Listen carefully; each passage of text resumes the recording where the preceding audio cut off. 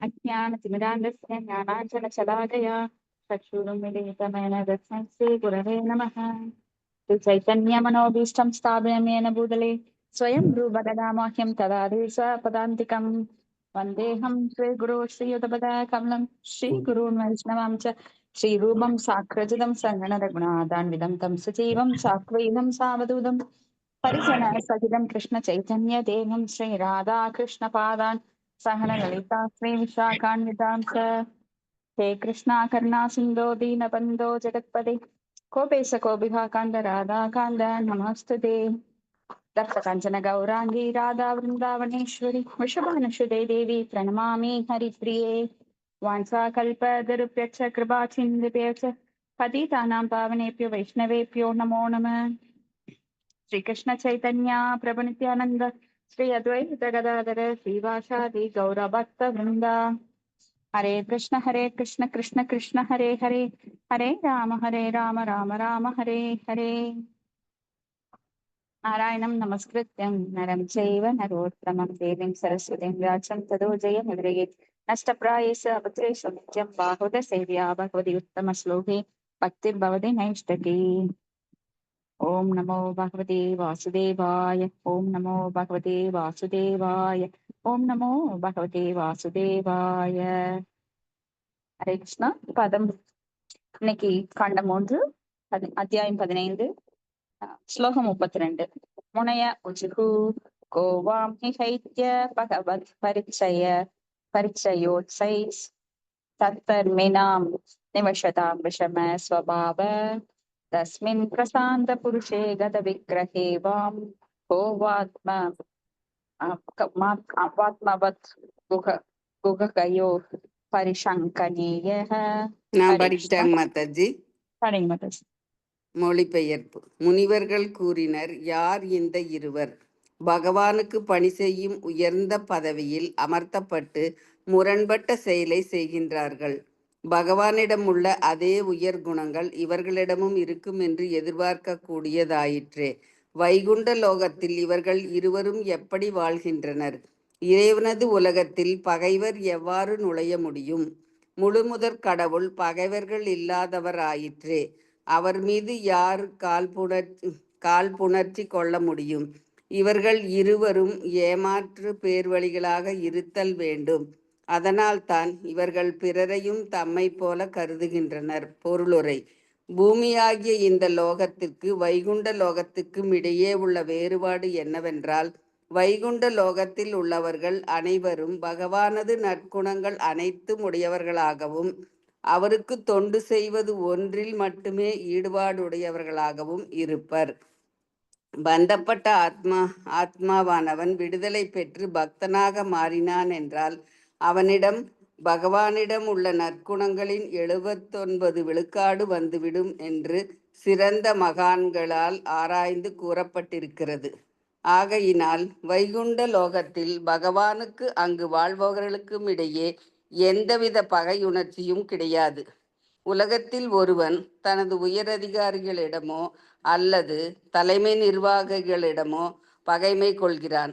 ஆனால் வைகுண்ட லோகத்தில் இதுபோன்ற மனப்பான்மை கிடையாது. நற்குணங்கள் இல்லாத ஒருவன் வைகுண்ட லோகத்துக்குள் அனுமதிக்கப்படுவதில்லை. நற்குணத்தின் அடிப்படை கொள்கையே முழுமுதற் கடவுளுக்கு தன்னை தொண்டனாக ஏற்றுக்கொள்வதுதான். அதனாலேயே அம்முனிவர்கள் தம்மை மாளிகையினுள் செல்ல விடாது அக்காவலர்கள் தடுத்தது கண்டு ஆச்சரியம் கொண்டதோடு அவர்கள் இருவரும் வைகுண்டவாசிகளைப் போல உண்மையில் தோன்றவில்லை என்று கருதினர். வாயிற்காப்போனின் கடமை யாரை உள்ளே அனுமதிப்பது அல்லது யாரை அனுமதிக்க கூடாது என்று தீர்மானிப்பது தானே என்று கேட்கலாம்.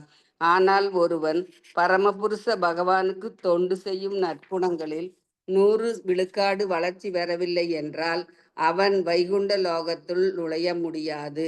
பகவானின் பகைவர் எவரும் வைகுண்ட லோகத்தினுள் நுழையவே முடியாது. குமாரர்கள் தாம் தடை செய்யப்பட்டதற்கு காரணம் இக்காவலர்கள் இருவரும் ஏமாற்று பேர்வர்களாக இருப்பதுதான் என்று முடிவு செய்தனர். ஹரே கிருஷ்ணா மாதாஜி. நன்றி மாதாஜி. ஹரே கிருஷ்ணா மாதாஜி. ஹரே கிருஷ்ணா. சாரி மாதாஜி, மியூட்ல போயிடுச்சு. ஓகே. அப்போ இங்க வந்து நாம கடவுளின் பரலோக வர்ணனைகள்ல எப்படி வைகுண்டத்துல வந்து ஜெய விஜயர்கள் 6 கதவு இருக்கு. 6 கதவை திறந்திருக்கு. அதுக்குள்ள போயிடுறாங்க சனத்குமாரர்கள், அந்த 4 குமாரர்கள். 7வது கதவு திறக்கும் போது அங்க 2 வாயில் காப்பாளர்கள் இவங்களை தடுத்து ஈட்டினால அந்த கிராஸா வச்சு ஈட்டில தடுப்பாங்க இல்லையா, நம்ம பிக்சர்ல இதெல்லாம் படத்துல எல்லாம் பார்த்திருக்கோம். அது மாதிரி இவங்களை தடுக்கிறாங்க, உள்ள போகக்கூடாது அப்படின்னு. அப்போ வைகுண்ட லோகம் எப்படிப்பட்டது அப்படின்னா, அங்க வந்து எந்த ஒரு பகை உணர்ச்சியும் கிடையாது, பகைவர்களும் கிடையாது. எல்லாருமே தூய்மையானவர்கள். எல்லாருமே வந்து பகவானுக்கு சேவை செய்வதில் ஒன்றே தங்கள் எண்ணமுடையவர்களாக, தூய்மையானவர்களாக. அங்க காமம், குரோதம், லோபம், மோகம், மதம், ஆச்சரியம் போன்ற இந்த பௌதிக குணங்கள் அற்றதுதான் நிர்குணா. அதாவது பகவான் எப்படி குணங்கள் அற்றவரோ, குணங்கள் அற்றவர்னா பௌதிக குணங்கள் அற்றவர். அவர் மாயைக்கு உட்பட்டவர் அல்ல, முக்குணங்களுக்கும் அப்பாற்பட்டவர். அப்போ பக்தனுக்கும் பகவானுக்கும் அதே குணங்கள். பகவானை போலவே பக்தனுக்கும், தூய பக்தனுக்கும் அதே குணங்கள் இருக்கின்றது.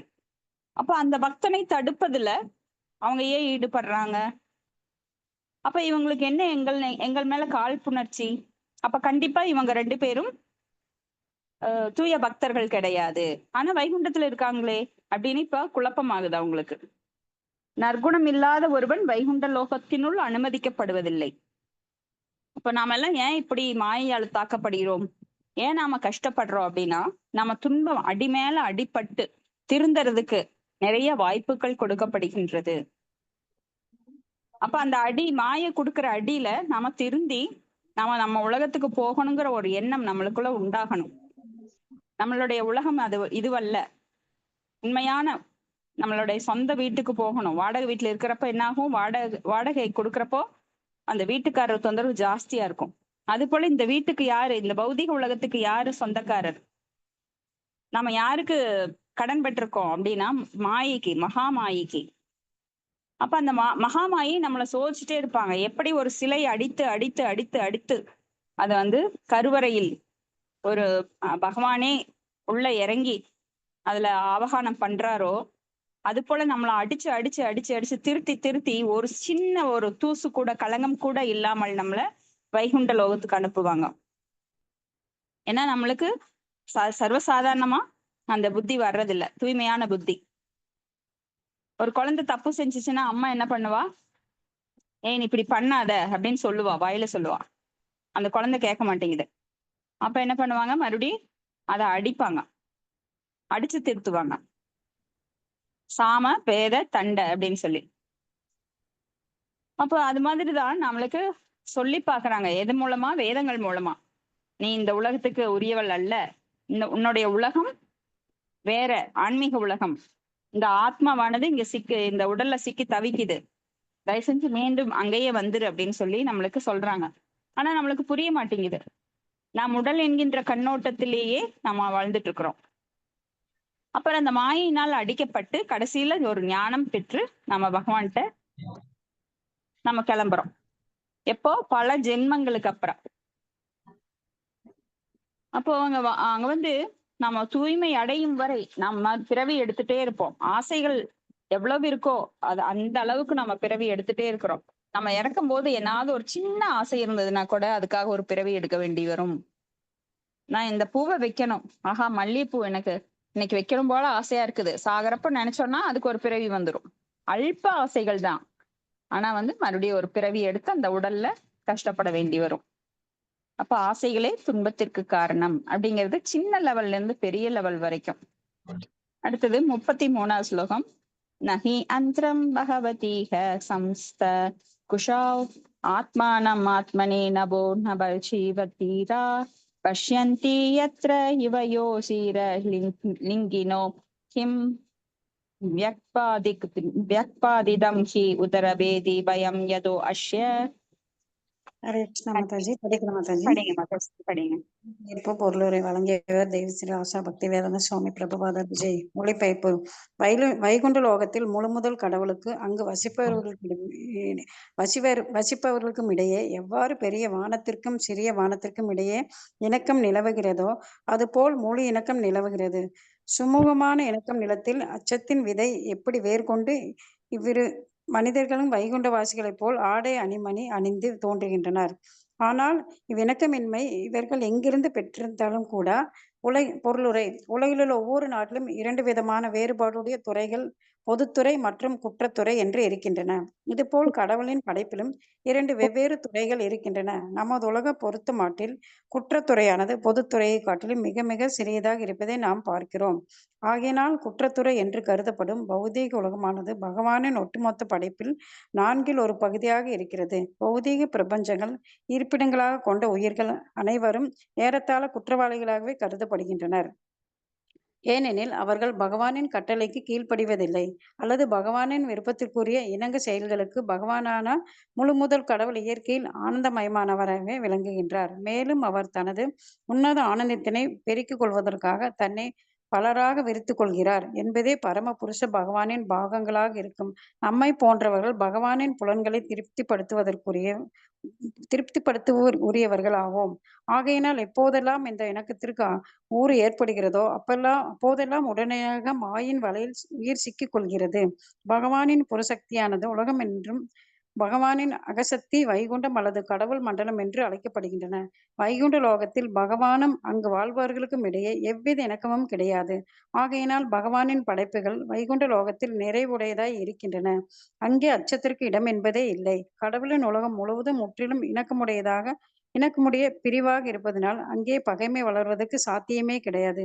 அங்கே எல்லாம் முழுமையுடன உடலில் இருக்கும் பல்வேறு உறுப்புகளும் வயிற்றின் பசி ஒன்றை மட்டுமே திருப்திப்படுத்துவதற்காக ஒற்றுமையுடன் உழைப்பதும் போன்றும் 100 கணக்கில் 1000 உதிரி பாகங்களில் ஒரு இயந்திரம் வடிவமைக்கப்பட்டிருந்த போதிலும் அவை அனைத்தும் ஒருங்கிணைந்து இயந்திரத்தின் இயக்கத்திற்கு இணக்கமுடன் உதவுவது போலவும் வைகுண்ட லோகத்தில் பகவானின் நிறைவுடையவராக விளங்குகின்றார். அங்கு வாழ்பவர்களுக்கு பகவானின் தொண்டில் நிறைவுடன் ஈடுபட்டு இருக்கின்றனர். ஹரே கிருஷ்ணா மாதாஜி. நன்றி மாதாஜி. ஹரே கிருஷ்ணா. ஹரே கிருஷ்ணா மாதாஜி. தேங்க்யூ மாதாஜி.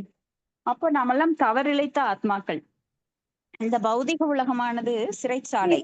இனி இருக்கு. சாரி மாதாஜி, இனி இருக்குங்க மாதாஜி. நான் படிக்கிறேங்க. மாயாவதிகள் என்னும் அருவவாதிகள் ஸ்ரீமத் பாகவதத்தின் இஸ்லோகத்தினை சிறிய வானமும் பெரிய வானமும் ஒன்று என்று தவறாக பொருள் கூறுவார். ஆனால் இக்கூற்று வலுவற்றதாகும். பெரிய வானம் சிறிய வானம் என்னும் உதாரணமானது ஒருவனது உடலுக்கு கூட பொருந்தக்கூடியதாகும். உடலானது பெரிய வானமாகும். அதனில் இருக்கும் பகுதிகளே சிறிய வானமாகும். உடலினில் இருக்கும் ஒவ்வொரு பகுதியும் ஒட்டு மொத்த உடலினுள் ஒரு சிறு பகுதியாக இருந்த போதிலும் அவை ஒன்றோடு ஒன்று தனித்தன்மை உடையனவை ஆகும். இதுபோல் இப்படைப்பு முழுவதும் பகவானின் உடலாக இருக்கிறது. படைக்கப்பட்ட நாம் அல்லது படைக்கப்பட்ட எவையும் அவ்வுடலினுள் உள்ள சிறு உறுப்புகள் ஆகும். உடலில் உள்ள உறுப்புகள் ஒரு முழு உடலுக்கு இணையாகாது.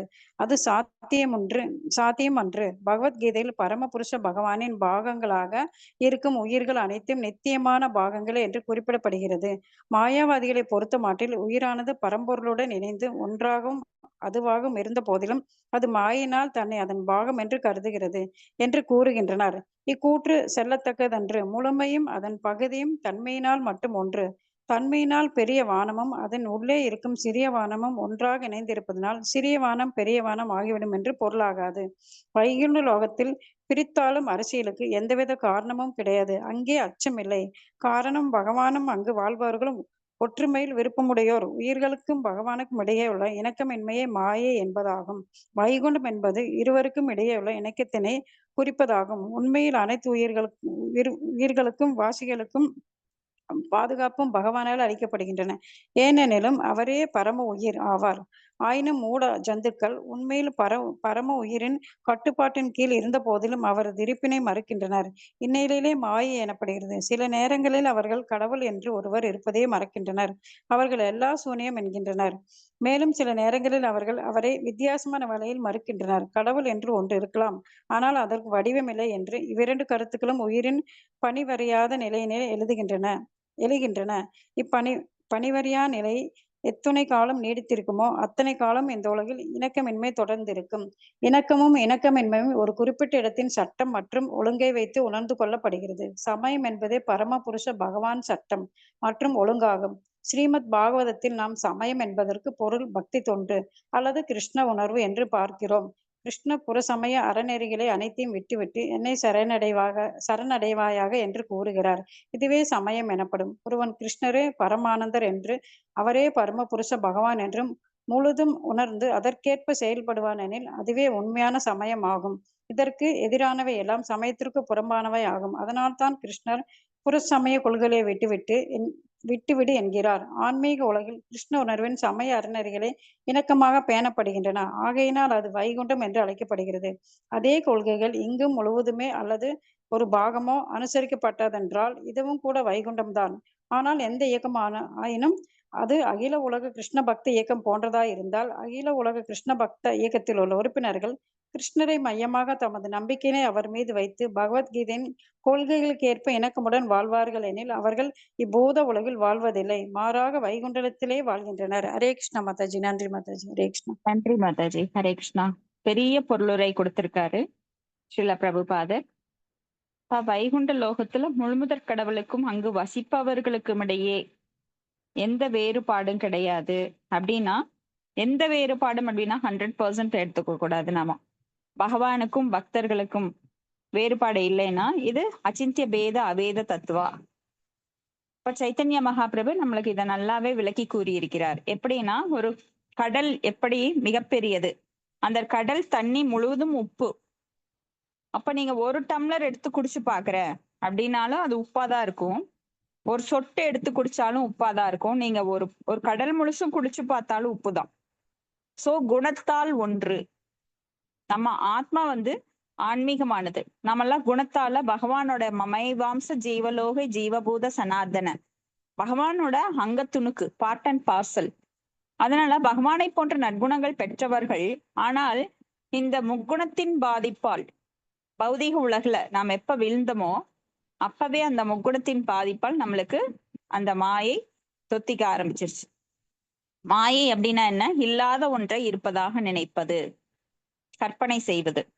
அப்ப இந்த உலகத்துல இல்லாத ஒன்றை நம்ம என்ன நினைச்சுக்கிறோம்? நான் இந்த உடல், என்னை சேர்ந்த இந்த உடலை சேர்ந்த உறவினர்கள் உண்மை, அவங்க நிரந்தரமானவங்க. சோ என் மகனுக்காக நான் உயிர் வாழ்றேன், என் மகளுக்காக நான் உயிர் வாழ்றேன். சோ இந்த பற்றுதல்ல அவன் ஆழ்ந்து விடும்போது அந்த எண்ணங்கள், நம்மளோட உண்மையான ஸ்வரூப நிலை மறக்கடிக்கப்படுகிறது. அப்போ எப்படி இந்த உலகுல இப்ப நான் ஒரு நாடுன்னு எடுத்துட்டா அதுல 2 விதமான துறைகள் இருக்கு. ஒண்ணு பொதுத்துறை, இன்னொன்னு குற்றத்துறை. குற்றத்துறைனா என்ன? போலீஸ், காவலாளிகள், இராணுவம், அது மாதிரி இராணுவத்துல குற்றம் செய்பவர்கள், வெளிநாட்டுல இருந்து தவறுதலாக இங்க வர்றவங்க, போருக்கு வர்றவங்க, எல்லையை மீறி வருபவங்க, இவங்கெல்லாம் தண்டிக்கப்படுறாங்க. அது போல போலீஸ் என்ன பண்றாங்க? திருடர்களை தண்டிக்கிறாங்க, தவறு செய்தவர்களை, சட்டத்தை மீறுபவர்களை தண்டிக்கிறார்கள். அது போல பகவானுக்கு 2 துறை. அப்போ இங்க இரண்டாவது துறை, அந்த குற்றத்துறை அப்படிங்கிறது பௌதிக பிரபஞ்சம்.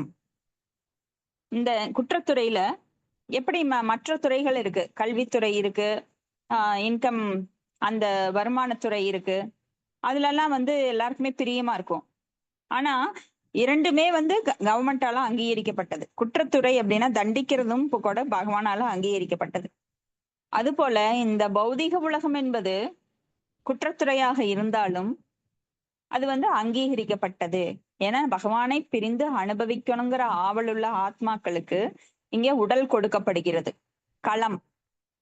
ஏன்னா எந்த ஒரு செயலை செய்யணும்னாலும் அதுக்கு ஒரு இடம் தேவைப்படும். அந்த இடம் தான் களம். அதுக்குள்ள சேத்திர அப்படின்னா அந்த ஆன்மீக ஆத்மாவானது உள்ள துணிக்கப்பட்டிருக்கு. அப்ப இந்த களத்தை கொண்டு, இந்த உடலை கொண்டு நான் அனுபவிக்க முற்படுகின்றேன். அப்போ நான் ஆத்மா அப்படிங்கிறத மறந்துடுறேன், நான் உடல் என்கின்ற தளத்துல இருக்கேன். இப்படி நம்ம பௌதிக உலகில சிறைச்சாலையில, பௌதிக உலகம் என்னும் சிறைச்சாலையில நம்ம அடைக்கப்பட்டிருக்கிறோம். இந்த 9 வாயில் கொண்ட குடிலையில, இந்த உடல்ல அடைப்பட்டு கிடைக்கும் ஆத்மா தன்னை மறந்து அந்த மயக்கத்துல தான் உடல் என்கின்ற எண்ணத்துல செயல்படும் போது பல தவறுகளை, ஏன்னா பகவானுக்கு நாம் உண்மையான சேவகர்கள். ஏன்னா பகவானுடைய உடல்ல இருந்து நம்ம தோன்றி இருக்கிறோம். அப்போ ஒரு உடல்ல இருக்கிற உறுப்பு என்னாகும், உடலுக்குத்தான் சேவை பண்ணணுமே தவிர தனியா போய் நான் அனுபவிக்கிறேன்னு ஒரு காலோ கையோ துண்டித்து, ஒரு கண்ணோ மூக்கோ துண்டித்து நான் தனியா போறேன், உன் கூட என்னால இருக்க முடியாது உடம்பே அப்படின்னு சொல்லிட்டு போனாக்கா அதுக்குதான் நஷ்டம். அது போல நாம பகவானை துண்டித்து இங்க வந்திருக்கிறோம். அப்போ பகவான் இல்லாம நம்மளால முடியல. ஏன்னா பகவான் ஆனந்தமயமானவர், சச்சித் ஆனந்தமயமானவர். ஆனா நம்மளுக்கும் இருக்கு, ஏன்னா பகவானுடைய பார்ட் அண்ட் பார்சல்ங்கிறதுனால. ஆனா தனியா பிரிஞ்சு வந்ததுனால எப்படி ஒரு நெருப்பு நெருப்பு துளி, அந்த நெருப்புல இருந்து ஒரு துளி தங்கு வெளியில வந்து விழுந்து சாம்பலாகி அணைஞ்சு போகுதோ, அது போல பகவான்கிட்ட இருந்து பிரிஞ்சு வந்து நம்மளோட சக்தியெல்லாம் இழந்துட்டோம் நாம. நம்ம கிட்ட அந்த சச்சித் ஆனந்தம் எல்லாம் இப்போ இல்ல. ஏன் இல்லைன்னா நம்ம மயக்கத்தில் இருக்கோம். நான் இந்த உடல், நான் இந்த உலகை அனுபவிக்க போகிறேன், இங்க எனக்கு நிலம் இருக்கு, என் பேர் இது, நான் IAS IPS, எனக்கு இந்த படிப்பு இருக்கு, எனக்கு அரசியல்வாதி செல்வாக்கு இருக்கு, எனக்கு கோடிக்கணக்கான சொத்து இருக்கு. இது எல்லாம் மாயையோட பிம்பம். இது எல்லாம் எதுவுமே நம்மளுக்கு உதவாது. எப்போ? மரணத்தின் போது. நாம இந்த உடலையும் விடுத்துடுறோம், செல்வத்தையும் விடுத்துடுறோம், புகழையும் விடுத்துடுறோம். எதையும் நாம எடுத்துட்டு போக முடியாது. கடைசியில நாம சேர்த்து வைத்தது என்ன? அறியாமை. அந்த அறியாமை மட்டும் வருது, அடுத்த உடம்புல அதே மறுபடியும் பாஸ் ஆகுது. சோ பல ஜென்மங்கள், ஜென்ம ஜென்ம ஜென்ம ஜென்மமாக நாம இதே அறியாமையில தொடர்ந்து கடும் துன்பத்திற்கு, கடும் தண்டனைக்கு ஆளாக்கப்பட்டு, ஏன்னா நம்மளுக்கு உடல் கொடுக்கறது எதுக்கு? மனித உடல் ஒரு வாய்ப்பு. நீ இந்த பிரவாமை நிலையை எய்தி என்னிடம் வர வேண்டும் அப்படின்னு பகவான் விரும்புறார். ஆனா நம்ம அதை புரிஞ்சுக்காம உடல் தளத்திலேயே செயல்பட்டு கொண்டிருக்கும் போது மீண்டும் மீண்டும் நம்மளுக்கு அந்த தண்டனை கிடைக்குது. அப்ப பகவானோட புறசக்தி அப்படின்னா வெளிப்புற சக்தி, அதுதான் இந்த உலகம், பௌதிக உலகம். பகவானோட அந்தரங்க சக்தி அப்படிங்கிறது, அந்தரங்க சக்தியை கண்ட்ரோல்ல வைகுண்ட லோகம். இப்ப பகவானுக்கும் அங்க வாழ்றவங்களுக்கிடமே எந்த இணக்கமின்மையும் கிடையாது. அப்ப அங்க வந்து ஒற்றுமை, எல்லாருக்கும் ஒற்றுமை இருக்கு. ஆனா இங்கேயும் நம்மளுக்குள்ள எத்தனை வேற்றுமை. ஒரு குடும்பத்துல 4 பேர் இருந்தா 4 பேரும் சண்டை போட்டுக்கிறோம். அப்போ அடுத்தது எங்க போக? ஒரு கிராமம், ஒரு வீதி, ஒரு நகரம், ஒரு நாடு, நாடுகளுக்குள்ள பகை, குடும்பத்துக்குள்ள பகை, தெருவுக்குள்ள பகை, இப்படி நம்மளுக்குள்ள ஒற்றுமை கிடையாது. ஏன்னா இது பௌதீக உலகம். ஆனா ஆன்மீக உலகத்துல அப்படி கிடையாது. அங்க எல்லாம் முழுமையானது. முழுமை அப்படின்னா பூர்ணம். பூர்ணமத பூர்ணமிதம் பூர்ணாத் பூர்ணம் முதச்யதே பூர்ணஸ்ய பூர்ணமாதாய பூர்ணம் ஏவாவசிஷ்யதே. அங்க எல்லாமே பூரணமானது. அப்ப மாயாவாதிகள், இந்த அருவவாதிகள் என்ன நினைக்கிறாங்க? சிறிய வானமும் பெரிய வானமும் ஒன்று அப்படின்னு தப்பா சொல்றாங்க. அதாவது இந்த சிறிய ஆத்மாவும் பெரிய ஆத்மாவும் ஒண்ணு அப்படின்னு. ஏன்னா தனித்தன்மை என்றும் அகலுவது இல்லை. இது பகவத்கீதையிலேயே நம்ம படிச்சிருக்கிறோம். தனித்துவம் இருக்கின்றது ஒவ்வொரு ஆத்மாவும் அப்படின்னு நம்ம பாக்குறோம். அப்ப நம்ம இன்றும் இருக்கிறோம், அன்றும் இருந்தோம், இனியும் இருக்க போகிறோம். நாம போய் எங்கேயும் மெர்ஜ் ஆகிறது கிடையாது. ஆனா அவங்க நினைக்கிறாங்க எல்லாரும் ஒண்ணுதான், அகம் பிரம்மாஸ்மி, நானும் கடவுளும் ஒண்ணு அப்படின்னு. அப்படியெல்லாம் ஆக முடியாது. ஏன்னா நமக்கு என்ன பகவான் எதுக்காக நம்மளை படைச்சார் அப்படின்னா அவருக்கு சேவை செய்வதற்காகவே. அப்ப நம்ம ஒரு சிறு துண்டுதான், பகவானுடைய ஒரு சிறு அணுவிலும் அணு அப்படின்னா லென்ஸ் வச்சு பாக்குறோம் இல்லையா, அப்ப கூட சின்னதா தெரியும். அது போல பகவானுடைய அங்கத்துல ஒரு சிறு துண்டு நாம. இப்ப பரமபுருஷ பகவானின் பாகங்களாக இருக்கிற நாம எல்லாருமே நித்தியமானவர்கள். நித்தியம் அப்படின்னா என்ன? நித்யோ நித்யானாம் சேதனானாம் ஏகோ பகுனாம் யோ விததாதி காமான். நித்தியமானவற்றுள் நித்தியமானவர் பகவான். நாமளும் நித்தியமானவங்க தான். அப்போ நம்ம எல்லாரும் காப்பவர் அவர்தான். அப்போ நாம அவரிடம் ஒன்றாக முடியாது. போய் பகவான்கிட்ட மெர்ஜ் ஆயிடலாம், நானும் பிரம்மஜோதியில போய் நானும் கலந்துக்கிறேன், அதுக்கெல்லாம் சான்ஸே கிடையாது. வைகுண்ட லோகத்தில் பிரித்தாலும் அரசியலுக்கு எந்த ஒரு காரணம் கிடையாது. அங்க அச்சம் கிடையாது. அங்கு வாழ்பவர்கள் எல்லாரும் ஒற்றுமையில் விருப்பமுடையவர்கள். அப்ப பகவானுடன் இணக்கம் இல்லாததுதான் மாயை, மகா மாயை. ஏன்னா பகவானை புறக்கணித்து நாம வந்திருக்கிறோம். அப்போ நாம மாயையோட கண்ட்ரோல்ல விடப்படுகிறோம் இந்த ஜெயிலுக்குள்ள. அப்போ எல்லா உயிர்களுக்கும் பாதுகாப்பு வசதிங்கிறது பரமபுருஷரால் மட்டுமே அளிக்கப்படுகிறது. ஏன்னா அவதான் பரம உயிர். நித்யோ நித்யானாம் சேதன சேதனானாம் ஏகோ பகுனாம் யோ விததாதிகாமான். அவர்தான் பரம உயிர். நாமெல்லாம் உயிர், ஆனா அவர் பரம உயிர். அப்படி இருந்தா கூட இந்த நிலையை மாயவாதிகள் மறுக்கிறாங்க. எல்லாம் சூனியம்தான் அப்படிங்கிறாங்க. நாமெல்லாம் செத்துட்டா நாம போய் பகவானோட ஒன்றிணைந்து விடுவோம். அப்புறம் எல்லாம் உடம்பு கிடையாது, ஆத்மாக்கு தனித்துவம் கிடையாது. என்றும் ஆத்மாவுக்கு தனித்துவம் உண்டு, நித்தியமானது, எங்கும் போய் அது கலக்காது, சூன்யமாகாது. சிலரெல்லாம் உடம்பை விடுத்தா எல்லாம் ஒன்னாயிருவோம். அப்ப ஏன் நாம ஒவ்வொருத்தரும் ஒவ்வொரு மாதிரி இருக்கோம்? சிலர் கருப்பா இருக்காங்க, சிலர் வெள்ளையா இருக்காங்க, சிலர் செல்வந்தரா இருக்காங்க, சிலர் ஏழையா இருக்காங்க, சிலர் குள்ளமா இருக்காங்க, சிலர் உயரமா இருக்காங்க. அந்த வித்தியாசம் எதனாலேன்னு அவங்களால சொல்ல முடியாது. சும்மா வெத்து ஒரு விதாண்டம் பண்ணுவாங்களோ தவிர இதற்கு காரணத்தையே அவங்களால சொல்ல முடியாது. எல்லாருமே ஒண்ணுதான். எல்லாரும் இறந்தா எல்லாரும் மாயை ஆயிடுறோம், ஒண்ணுமே எல்லாம் ஆயிடுறோம் அப்படின்னா, சூன்யம் ஆயிடுறோம் அப்படின்னா, ஏன் இந்த வேறுபாடுகள் உயிர்வாளிகளிடையே? ஏன் சில ஆத்மாக்கள் புலியோட தோலை போத்தி இருக்கு, ஏன் சில ஆத்மாக்கள் எறும்போட உடல்ல இருக்கு, ஏன் சில ஆத்மாக்கள் மெயினா இருக்கு? இப்படி பல வகை உயிரின வேறுபாடுகள் இருக்கே. எதனாலேன்னு அவங்களுக்கு விளக்கம் சொல்ல தெரியாது. அப்போ நாம எல்லாருமே இறந்து மறுபடியும் பிறக்கிறப்போ எல்லாருமே டாடா பிர்லாவா பிறந்தா என்ன? ஏன் ஏழையா பிறக்கிறோம், சிலர் பணக்காரரா பிறக்கிறாங்க, சிலர் நொண்டியா பிறக்கிறாங்க, சிலர் குருடா பிறக்கிறாங்க. அப்ப கர்ம வினை இருக்கு. என்ன கர்மம்? போன ஜென்மத்தோட கர்ம வினை. அப்ப ஜென்மங்கள் திரும்ப திரும்ப ஜென்மம் எடுக்கிறது இதன் மூலமாக உறுதிப்படுத்தப்படுகிறது. அப்ப சமயம் என்பது பரமபுருஷ பகவானின் சட்டம் மற்றும் ஒழுங்கு. தர்ம அர்த்த காம மோக்ஷ இல்லைங்களா? அப்ப தர்ம அப்படின்னா சமயம். சமயம் அப்படின்னாலே பகவத்கீதையில நம்ம படிக்கிறோம், எல்லா சமய நெறிகளையும் விட்டுட்டு எங்கிட்ட சரணடைன்னு 18.66 சொல்றாரு. சர்வ தர்மான் பரித்யஜ்ய மாம் ஏகம் சரணம் விரஜ அகம் துவாம் சர்வ பாபேப்யோ மோஷயிஷாமி மா சுஷகன்னு. இதுதான் சமயம். எது? முழு கிருஷ்ண உணர்வு தான் சமயம். ஏன்னா பகவான் கிருஷ்ணர் தான் ஆதி மூலம். கஜேந்திரனோட பிரார்த்தனையில நாம் பார்க்கலாம், ஆதி மூலமே அப்படின்னு கதறுது அந்த யானை. சோ ஆதி அப்படின்னா அவருக்கு மேல யாரும் இல்லை. அவர்தான் எல்லாவற்றின் தோற்றுவாய். அவர்தான் பரம புருஷர், புருஷர்களுக்கெல்லாம் புருஷர், பரம அனுபவிப்பாளர், அகம் போக்தா. அவர்தான் போக்தா, நானே அனுபவிப்பாளன் அப்படின்னு சொல்றார். ஏன்னா கிருஷ்ண உணர்வு தான் சமய நெறிகள் இணக்கமாக பேணப்படுகின்றது. எனவே அது வைகுண்டம் எனப்படுகிறது. எங்கெல்லாம் பக்தர்கள், தூய பக்தர்கள் இருக்கிறார்களோ அங்கெல்லாம் அவங்க அந்த வைகுண்ட சூழ்நிலையை உருவாக்குகின்றார்கள். இந்த ஜட உலகிலேயே தூய பக்தர்கள் இருந்தாங்க அப்படின்னா அவங்கள சுத்தி ஒரு வைகுண்ட சூழ்நிலை உருவாக்கப்படும். நீங்க திருப்பதி போயிருப்பீங்க, ஸ்டே பண்ணியிருப்பீங்க. அங்க எப்பவுமே மந்திரங்கள் ஒழிச்சிட்டு இருக்கும், அபிஷேகம், அலங்காரம், ஆராதனை. அப்போ அங்க அந்த மலை மேல இருக்கிறப்போ அந்த வைகுண்ட சூழ்நிலையை உங்களால உணர முடியும். அது போல எங்கெல்லாம் இஸ்கான் கோயிலுக்கு போறீங்களோ அங்க கீர்த்தனம் நடக்கும்போது தெய்வீகமான நிலையில நாம் அந்த வைகுண்ட சூழ்நிலையை உணர முடியும். எங்கெல்லாம் அமைதி, அன்பு தழுவுகின்றதோ, எங்கெல்லாம் தூய உள்ளங்கள் இருக்கின்றதோ அங்கெல்லாம் வைகுண்ட சூழ்நிலையை உணர முடியும். சோ பூலோக வைகுண்டம்னே சொல்லப்படுதுங்க சில இடங்கள்.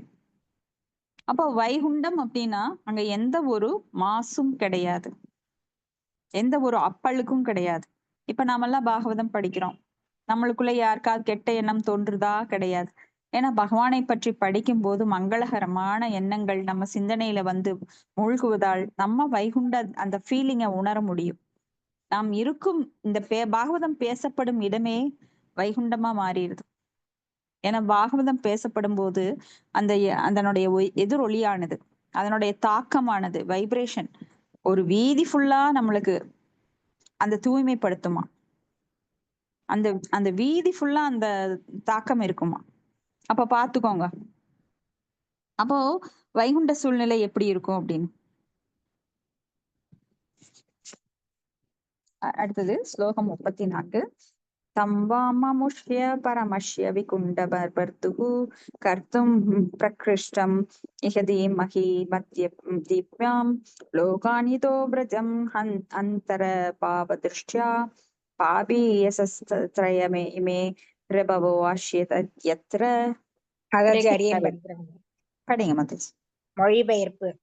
ஆகையினால் மாசுற்ற இவ்விருவரையும் எப்படி தண்டிப்பது என்று நாம் சிந்திப்போம். அத்தண்டனை மிக பொருத்தமுடையதாக இருக்க வேண்டும். அதன் மூலம் அவர்கள் இருவருக்கும் நன்மை அருளப்பட வேண்டும். வைகுண்ட வாழ்க்கையிலேயே அவர்கள் இருமையினை கண்டதினால் அவர்கள் மாசுடையவர்களே ஆவர். ஆகையினால் அவர்கள் இருவரும் உயிர்கள் 3 வகையான பகைவர்களை பெற்றிருக்கும் மண் உலகிற்கு அனுப்பப்படுதல் வேண்டும். பொருளுரை. தூய ஆத்மாக்கள் பரிபூர்ணமான இறைவனின் குற்றத்துறையா என்று கருதப்படும் மண்ணுலகின் வாழ்க்கை சூழலில் ஏன் சிக்கிக் கொள்ள வேண்டும் என்பது பற்றி பகவத்கீதை 7ஆம் அத்தியாயம் 27வது ஸ்லோகத்தில் குறிப்பிடப்பட்டிருக்கிறது. அதாவது ஓர் உயிர் எவ்வளவு காலத்திற்கு தூய்மை உடையதாக இருக்கிறதோ அதுவரை அது பகவானின் விருப்பங்களுக்கு முற்றிலும் இணக்கமுடையதாக இருக்கிறது. ஆனால் அது எத்துணை விரைவில் தூய்மைக்கேடு அடைகிறதோ அப்பொழுது அது பகவானின் விருப்பங்களுக்கு இணக்கமற்றதாக ஆகிவிடுகிறது என்று குறிப்பிடப்பட்டிருக்கிறது. மாசு அடைவதனால் அது காம, குரோத, லோபம் என்னும் மூகை பகைவர்களை கொண்ட உயிர்கள் வாழும் பௌதீக உலகிற்கு அனுப்பப்படுகிறது. இம்மூன்று பகைவர்களும் உயிர்களை தமது பலத்தினால் பௌதீக உலகிலேயே இருக்க செய்கின்றன. ஆனால் இவற்றிலிருந்து விடுதலை பெறும் ஒருவன் கடவுள் ராஜ்யத்தினுள் நுழைவதற்குரிய தகுதியினை பெறுகிறான். ஆகையினால் ஒருவன் புலநுகர்ச்சிக்கான சந்தர்ப்பம் கிடைக்கவில்லை என்பதற்காக ஆத்திரமும் தனது தேவைக்கு மேலாக எதையும் அடைய வேண்டும் என்று பேராசையும் கொள்ளக்கூடாது. இச்ச்லோகத்தில் இவ்விரண்டு வாயிற்காப்போரும் குற்றவாளிகள் வாழ்வதற்குரிய பௌதீக உலகிற்கு அனுப்பப்படுதல் வேண்டும் என்று தெளிவாக குறிப்பிடப்பட்டிருக்கிறது. குற்றத்தின் அடிப்படை கொள்கைகளான புலனுகர்ச்சி, சினம், பேராசை என்னும் உயிர்வாளிகளின் முப்பகைகளினால் இயக்கப்படுவார்கள். வைகுண்ட லோகத்திற்கு ஒரு காலும் உயர்வு பெற மாட்டார்கள். மக்கள் பகவத்கீதையை கற்று முழுமுதற் கடவுளான கிருஷ்ணரை எல்லாவற்றிற்குமான இறைவனாக ஏற்றுக்கொள்ளுதல் வேண்டும். அவர்கள் பரமபுருஷ பகவானின் புலன்களை திருப்திப்படுத்தும் பயிற்சியினை பெற வேண்டுமே ஒழிய தம்முடைய புலன்களை திருப்திப்படுத்துவதில் முனையக்கூடாது. கிருஷ்ண உணர்வில் பெறப்படும் பயிற்சியானது ஒருவனின் வைகுண்ட லோகத்திற்கு உயர்த்துவதற்கு உதவும். ஓம் சத் சத். ஹரே கிருஷ்ணா மாதாஜி. தேங்க்யூ. ஹரே கிருஷ்ணா. தேங்க்யூ மாதாஜி. அப்ப அறியாமை என்னும் பிடியில் மாயையில் அகப்பட்டு கொண்டுள்ள இந்த பாமர மக்கள் அவங்க அறிவை பெற வேண்டும். அறிவை பெற வேண்டுமென்றால் வித்யா. அவித்யா அப்படின்னா அறியாமை. அவித்யா அப்படின்னா அறியாமை நீக்குவதற்கு பகவான் பல வாய்ப்புகளை நமக்கு தருகின்றார். பகவத்கீதை மூலமாக, பாகவதம் மூலமாக, சத் சங்கத்தின் மூலமாக இப்படி கிருஷ்ண உணர்வை நாம் மேம்படுத்தி கொண்டு வைகுண்ட லோகத்தை அடைய நாம் தகுதியை ஏற்படுத்தி கொள்ள வேண்டும். இப்ப ஒரு டாக்டருக்கு படிக்கணும்னா என்ன பண்ணுவாங்க? அதுக்கு ஒரு கோச்சிங் இருக்கு. கோச்சிங் சென்டர்ல போய் அவங்க நிறைய படிச்சு அந்த என்ட்ரன்ஸ் எழுதி அப்புறம் அப்ளை பண்ணுவாங்க. அப்புறம் டாக்டர் சீட் கிடைக்கும். அது போல வைகுண்டத்துல சீட் கிடைக்கணும் அப்படின்னா சும்மா தேமேன உண்டு உறங்கி இனப்பெருக்கம் பண்ணி பாலுணர்வுல ஈடுபட்டு நம்மை பாதுகாத்து கொண்டு வாழ்வதுல நம்மளுக்கு வைகுண்ட லோகத்திற்கெல்லாம் பிராப்தம் கிடைக்காது. ஒருத்தர் இறந்தா என்ன சொல்றாங்க? உடனே செய்தித்தாள்ல எங்கள் வீட்டில் இவர் இறந்து விட்டார், அவர் பெயரை போட்டு வைகுண்ட பதவி ஏற்றார். என்னமோ இவங்கதான் அனுப்பி வச்ச மாதிரி வைகுண்டத்துக்கு என்னமோ அந்த இது இருக்கு இல்லையா, ரதம், அதுல அனுப்பி வச்ச மாதிரி அவங்க அட்வைஸ்மெண்ட் போடுவாங்க. அப்போ வைகுண்ட பதவிங்கிறது ரொம்ப எளிதானது கிடையாது. அதுக்கு கிருஷ்ண உணர்வு பயிற்சி நாம் ஏற்றுக்கொண்டு அதை நடைமுறைப்படுத்த வேண்டும். அறிவு அப்படின்றத கெயின் பண்ணுனா அது வெறும் ஞானம். அந்த ஞானமானது விஞ்ஞானமாக்கப்பட வேண்டும். விஞ்ஞானம்னா என்ன? அது பை பிராக்டிஸ், வாழ்க்கையில அதை நடைமுறைப்படுத்தணும். இப்ப கற்றதை என்ன பண்ணணும்? நாம அதை பயிற்சி பண்ணணும். கற்றல் மட்டும் போதாது. அப்போ வைகுண்ட பதவி அப்படின்னா வைகுண்டத்துல இருக்கிறவங்க எந்த ஒரு மாசற்றவர்கள். அவங்க கிட்ட எப்போதுமே ஒற்றுமை உணர்வு இருக்கும். அவங்க கிட்ட 3 விதமான பகைவர்கள் கிடையாது. காம, குரோத, லோபம். காம அப்படின்னா ஆசை, குரோதம் அப்படின்னா கோபம், லோபம் அப்படின்னா பேராசை. இதெல்லாம் கிடையாது. அப்ப புலனுகர்ச்சி, சினம், பேராசை இது எல்லாம் குற்றத்தின் அடிப்படை கொள்கை. அவங்க அப்படி இருக்கிறவங்க யாருமே வைகுண்ட லோகத்திற்கு ஏற்றம் பெற முடியாது. இப்ப குறிப்பிட்ட தகுதி இருந்தா மட்டும்தான் ஒரு சில துறைகள்ல நீங்க உள்ள போக முடியும். இப்போ ஆர்மி அப்படின்னா நீங்க ஹைட் வேணும், இந்த மாதிரி வெயிட் வேணும், உங்களுக்கு பாடி இப்படி இருக்கணும், நீங்க நல்ல ஒரு பயிற்சி பெறுவதற்கு அடிப்படை தகுதி இந்த மாதிரி உடல்ல உங்களுக்கு இருக்கணும், கொஞ்சமாவது நீங்க படிப்பறிவு இருக்கணும் அப்படின்னு பல கண்டிஷன் இருக்கு இல்லைங்களா? அது மாதிரி வைகுண்ட லோகத்திற்கு சாதாரணமா போக முடியாது. இறந்துட்டா உடனே போயிடலாம், 16 மாலைகள் பண்ணினா உடனே போயிடலாம், அதெல்லாம் கிடையாது. உங்ககிட்ட இந்த குணங்கள் எல்லாம் நாம சுய பரிசோதனை பண்ணிக்கணும். டெய்லி எனக்கு எவ்வளவு கோபம் குறைஞ்சிருக்கு, எவ்வளவு ஆசை குறைஞ்சிருக்கு, நான் பௌதிகத்திலிருந்து எப்படி பற்று அறுத்திருக்கிறேன், எப்படி நான் அடுத்தவங்களை குற்றம் சொல்லாம இருக்கேன். இப்படி அடிப்படை குணங்கள் கூட இல்லாம நாம பகவானிடம் பக்திங்கிற உயர்ந்த குணத்துக்கு போக முடியாது. அப்ப அடிப்படை குணங்கள், வைஷ்ணவர்களை புகழ வேண்டும். அந்த புகழ்ச்சி யாராவது ஒருத்தரை புகழும் போது நம்ம அதை பொறாமையா எடுத்துட்டோம் அப்படின்னா அதுவும் தகுதி கிடையாது. அப்ப தகுதி அப்படின்னா பாத்தீங்கன்னா நிறைய இருக்கு. நாமளே சுய பரிசோதனை பண்ணிக்கணும். பொறாமை குணம் அப்படிங்கிறது நம்மளுக்கு இயற்கையாவே இருக்குது. அது பெண்கள் இடத்துல அதிகமாவே இருக்கு.